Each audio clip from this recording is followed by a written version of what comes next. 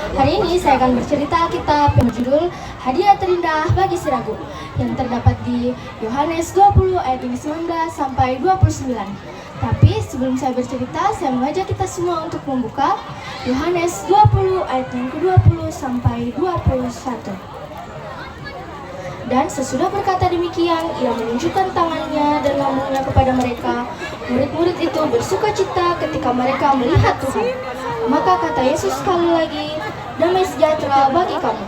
Sama seperti Bapa mengutus aku, demikian juga sekarang aku mengutus kamu.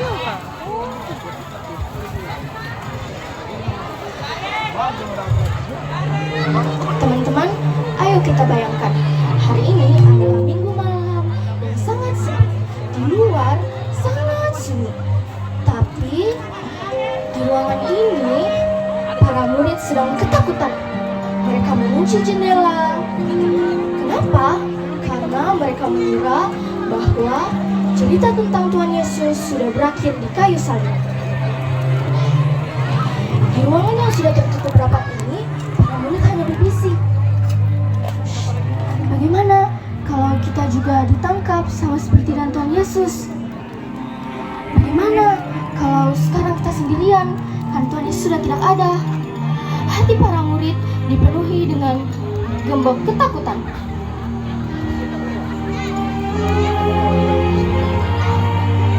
Di tengah-tengah ketakutan para murid, tiba-tiba ruangan yang gelap itu menjadi terang. Tidak ada suara pintu terbuka. Tiba-tiba Tuhan Yesus berdiri di tengah-tengah mereka. Para murid sangat terkejut. Mereka mengira bahwa mereka melihat hantu.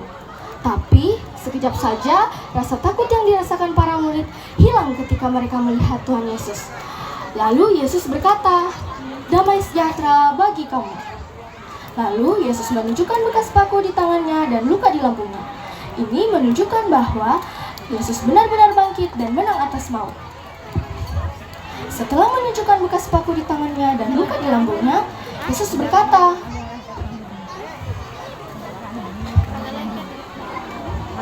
terimalah Roh Kudus. Yesus memberikan kekuatan super bagi para murid, yaitu kuasa untuk mengampuni, sama seperti dengan Yesus yang memberikan kita pengampunan dan kehidupan baru melalui kebangkitannya. Tapi di antara para murid, ada satu murid yang tidak di sana. Ia adalah Thomas. Saat teman-temannya berkata, Thomas, Tuhan Yesus sudah bangkit, kami melihatnya. Thomas hanya melipat tangannya dan berkata, kalian bermimpi. Sebelum saya melihat lukanya dan menyentuhnya dengan jariku, saya tidak akan percaya. Kasiannya Thomas, ia mengunci hatinya karena ragu dan sedih. 8 hari sudah berlalu. Para murid berkumpul lagi. Kali ini Thomas ada bersama mereka. Tiba-tiba Tuhan Yesus datang lagi.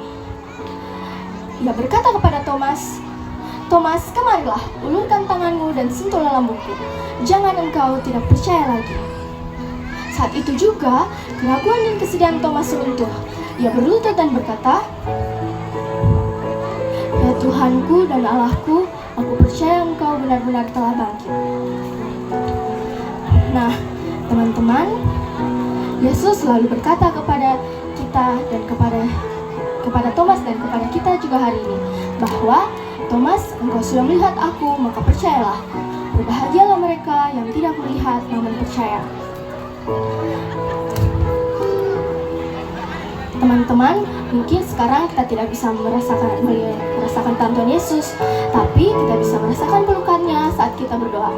Kita tidak bisa melihat wajah Tuhan Yesus, tapi kita bisa melihat kebaikannya melalui orang tua, teman, dan saudara. Dan kita bisa merasakan kasihnya saat kita memaafkan teman, saudara, dan orang tua. Sekian cerita Alkitab dari saya.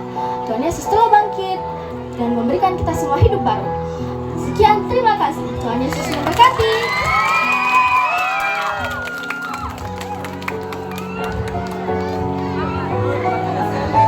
Cek, panggilan terakhir Jemaat Ebenezer Amoito. Panggilan terakhir